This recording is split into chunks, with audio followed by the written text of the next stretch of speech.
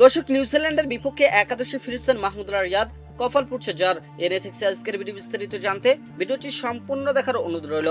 দর্শক, ভারতের বিপক্ষে প্রথম ম্যাচে ব্যাটিং বিপর্যয়ের কারণে বাংলাদেশি দল বড় পরাজয়ের স্বাদ পেয়েছে। 10 ওভারের মধ্যে 35 রানের 5 উইকেট হারিয়ে ফেলায় ম্যাচের শুরুতে দল বিপাকে পড়ে।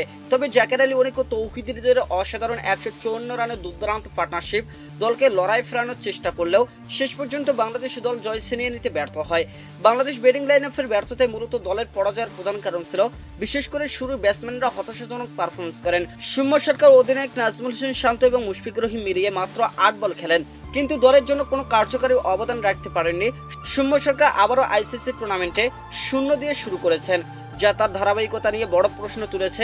অধিনায়ক নাজমুল হোসেন শান্ত 0 রানে আউট হয়ে চাপ সৃষ্টি করেছেন এদিন। দর্শক, মুশফিকুর রহিমও কোনো রান করতে পারেননি, যার ফলে টপ অর্ডার এবং মিডল অর্ডার মিলে বড় ধাক্কা খায় টাইগাররা। তবে ষষ্ঠ উইকেটে জাকের আলী অনেক ও তৌহিদ হৃদয়ের দুর্দান্ত জুটির কারণে বাংলাদেশ 200 রানের গন্ডি পার করতে পারে। তৌহিদ হৃদয় সেঞ্চুরি করেন এবং জাকের আলী অনেক ৭৪ রানের কাছে গিয়ে আউট হন, কিন্তু শেষ পর্যন্ত তা জয়ের জন্য যথেষ্ট ছিল না। পরবর্তী ম্যাচে একাদশে কিছু পরিবর্তন আসতে পারে। মাহমুদুল্লাহ রিয়াদ নিশ্চিতভাবে একাদশে ফিরবেন। তাকে অন্তর্ভুক্ত করতে হলে একজন ব্যাটসম্যানকে বাদ দিতে হবে, যেহেতু ওপেনার তানজিদ হাসান তামিম 25 বলে 25 রান করে তুলনামূলক ভালো খেলেছেন। তাকে বাদ দেওয়ার সম্ভাবনা কম।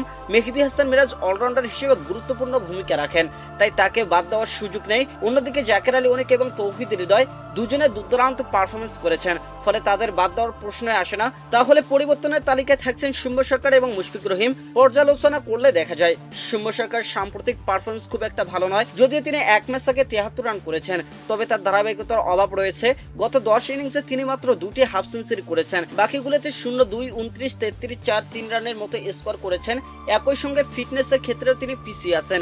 অন্যদিকে মুশফিকুর রহিমের পারফরমেন্স আরো বেশি হতাশাজনক। গত 12 ওয়ানডে ইনিংসে মাত্র একবার 50 রান করেছেন তিনি এবং সর্বশেষ ম্যাচে 0 রানে আউট হয়েছেন। তার ব্যাটিং পারফরমেন্স ধারাবাহিকতার অভাব থেকে একাদশ থেকে বাদ দেওয়ার সম্ভাবনাকে জোরালো করেছে।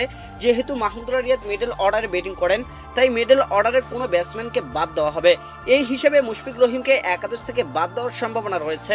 দর্শক, উইকেট কিপার হিসেবে জাকের আলী অনেক দায়িত্ব নিতে পারেন। বাংলাদেশ দল পরবর্তী ম্যাচে ঘুরে দাঁড়াতে মরিয়া থাকবে এবং সঠিক একাদশ নির্বাচন দলকে কাঙ্ক্ষিত সাফল্য এনে দিতে পারে। নিউজিল্যান্ডের বিপক্ষে ম্যাচের জন্য বাংলাদেশের সেরা একাদশ: সৌম্য সরকার, তানজিদ হাসান তামিম, নাজমুল হোসেন শান্ত, অধিনায়ক মেহেদী হাসান মিরাজ, তৌহিদ হৃদয়, মাহমুদুল্লাহ রিয়াদ, জাকের আলী অনেক, রিশাদ হোসেন, তাসকিন আহমেদ, নাহিদ রানা, মোস্তাফিজুর রহমান, তানজিম হাসান সাকিব।